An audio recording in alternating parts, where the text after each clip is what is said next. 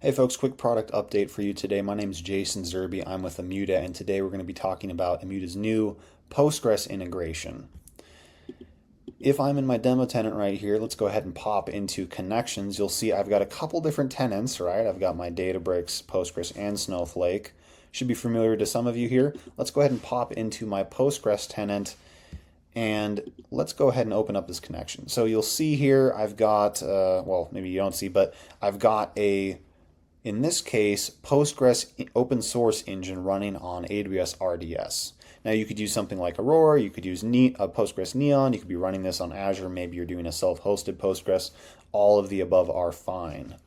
I also have my traditional settings window here, which allows me to kind of keep my metadata up to date, as well as if I wanted to federate out ownership to particular different data owners for prior to putting this into a data product or creating some subscription policies on top of this. If we go into the data objects over here, let's go ahead and drop into first my JZerby database. Let's go ahead and go into my public schema, and then I'm able to traverse my different tables within the schema. In this case, I'm going to go into my mock financial transactions, and you're able to see here I have a tag automatically applied based upon the schema it's in, as well as this has already been associated with a particular data product. Same kind of bells and whistles you're familiar with in Immuta, right? We've got our data dictionary, ability to tag as you should for any kind of policy building. Next part of this, let's go ahead and meet Bob, who's going to be playing our data consumer today. Right now, Bob is unable to query this table, right? So if I'm running this query here, right, not able to get access to this table to be able to do my job. If I'm Bob, though, in my right-hand browser window, I'm going to go ahead and, like most organizations, typically peruse a data catalog first. Let's go ahead and do that. And with this deep link that the data product owner has kindly embedded in this particular data, this deep link takes me to the request form. So I'm Bob, I'm going to say, yes, this is part of my demo 1 ticket.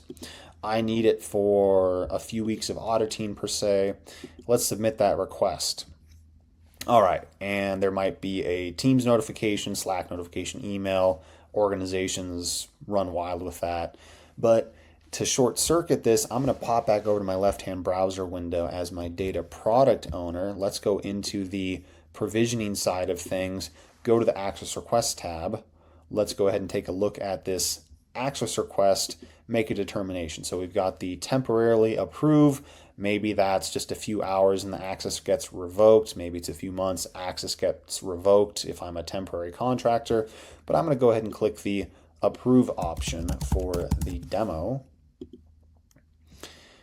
And so then under the hood, what Immuta is doing is it's issuing the grant statement essentially to say this person, this individual user, not a role, is able to get access to this individual table, right? So if I am the data product owner, I'm able to quickly see here are the members who currently have access. If we had done that conditional approval, we'd see that expiration date right here. If I go back to Bob's view of the world in my right-hand browser window, and I'm back in my data products, we'll notice here that yes, I have been approved. Therefore, I'm able to get access to these different tables, right? And we can kind of see the members as well as the data use agreement that we signed off on earlier.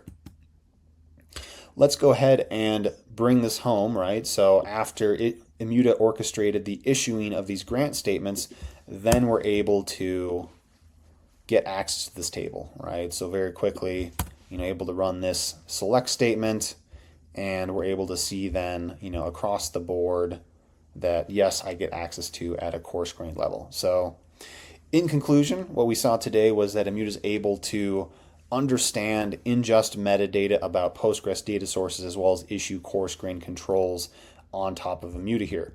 We saw this play out as a data consumer went in through a data catalog, although you could use Immuta's built-in data marketplace provisioning capabilities, as well as what this looked like from the data product owner, who doesn't necessarily have to be technical to orchestrate this whole workflow. In any case, thanks so much for watching. Have a great day.